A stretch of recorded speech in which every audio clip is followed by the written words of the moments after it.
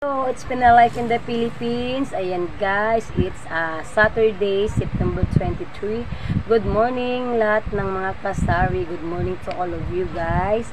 So, ayan guys, since wala pa po tayong masyadong ganap this morning, wala pang customer na nabili. Kaya ang ginawa po natin guys ay gumawa po tayo ng pricing ng retail at saka wholesale retail. Kasi guys, kahit pa paano meron na pong bumibili sa atin ng maramihan. So, pag maramihan po guys, ay bibigyan po natin ng discount din. Siyempre para matuwa din naman at pabalik-balik sa atin yung customer natin. So, kahit na pakunti-kunti lang yung piso-piso lang yung itutubo natin or cent.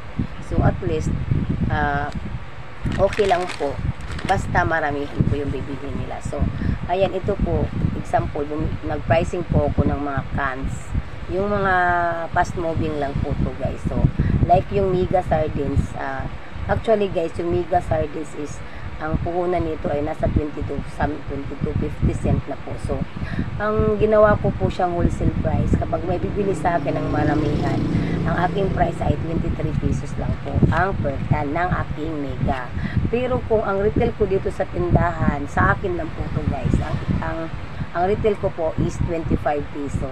Pwede pong 26. So, ayan. So, tapos yung Youngstown, same price po yung wholesale, 23. Tapos yung ating retail price is 25. So, not bad na po guys.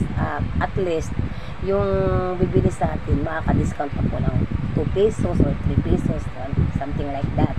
Tapos yung ketchup din po natin guys, like yung ketchup na 100 grams. Ang ano natin is, una natin is 10 something na guys eh. So, i-wholesale po natin siya ng 11 to 12. Tapos, i-retail natin siya ng 15 pesos. So, yan po ang ginawa nating latest update ng Pinalife in the Philippines sa paunti-unting pa-wholesale natin. Ayan, thanks for viewing. Until next time, don't forget to share and like my channel. God bless you everyone. Happy selling!